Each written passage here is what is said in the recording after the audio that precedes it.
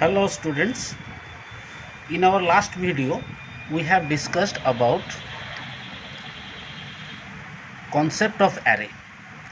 So today we will see the memory representation of an array.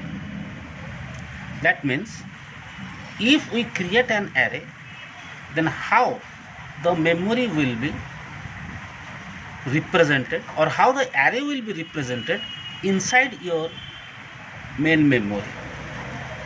Okay, so how does we can evaluate or we can calculate address of any particular cell of that array.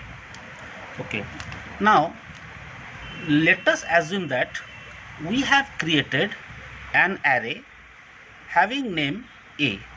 So let us assume A is an array and we'll assume n is size of array.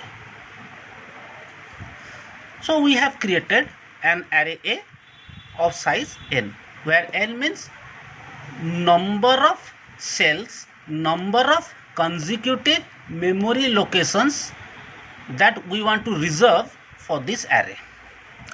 Okay, now when we do so, what happens inside the memory?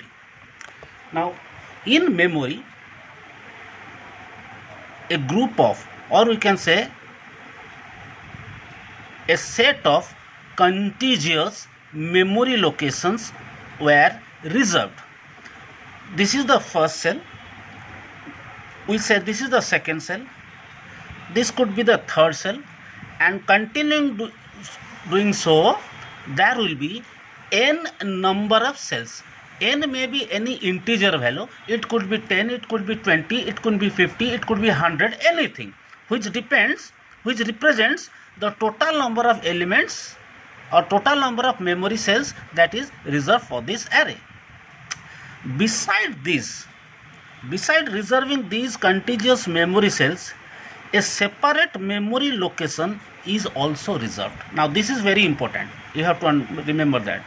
When we say we are creating an array of size n, actually the n consecutive locations are reserved, and beside this a separate location is also reserved, and this location is identified by name A.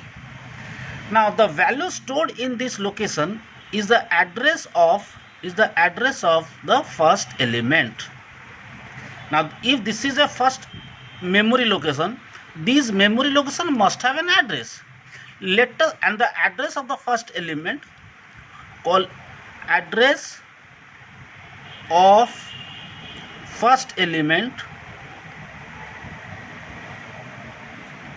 is known as base address.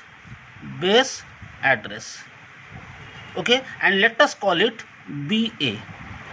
Now this BA could be any number representing the address of the first element. That means this is the address of the first element. The first element is identified by A1. Second element, we know that it is A2. Third element is A3, and so on. The last element is AN. But every memory location must have its own address, and the first element address is known as base address. So we call this is base address. Now this base address is stored in the separate location whose name is A. I told you there will be a separate location reserved, and the name of that location will be same as the array name, and this is where base address is stored. Okay, I'll give you another example also. Okay, now let us assume that let W is the memory size of a cell. Now when I say memory size, means it is measured in terms of bytes. Memory size, we always say memory size can be measured in terms of bytes. Now let us assume that the size of this memory location, this size is W bytes. Now since array contains similar data element. When in our last video I told you that an array is a collection of homogeneous or similar type of element. So that means every memory location that we reserve must be of same type or similar data type.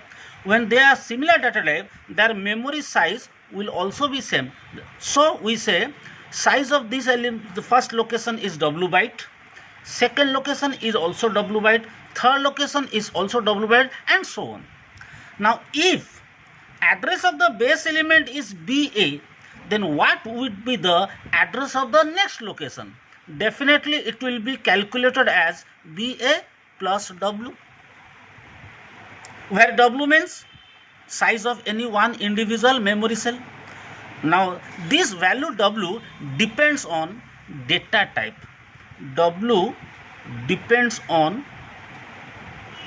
data type of array. So for integer array, W is equal to 2 byte. Similarly, for floating point array, W is equal to 4 byte, and so on.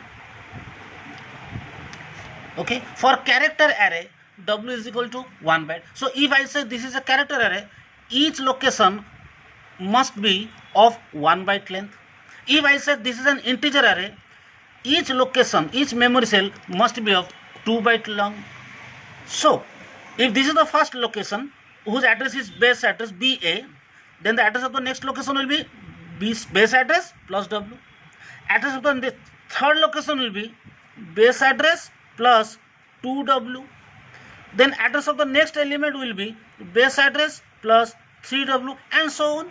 Similarly, address of the last element will be base address plus n minus 1 into W. Why n minus 1? Because the last element index is n. Okay, and this location A having base address BA. Is that clear, guys?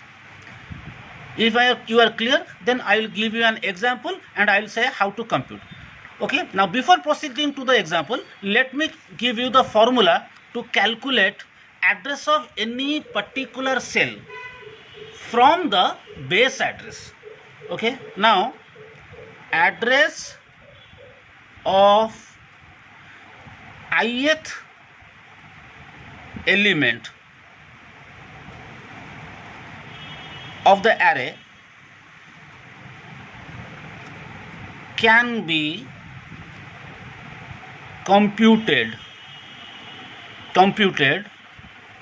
by following formula.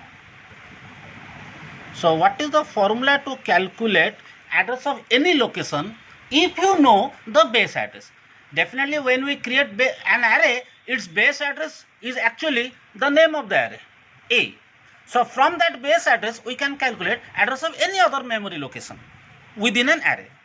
So I will say address of A index I, that means ith element, will be equal to base address plus I minus 1 into W, where what is W?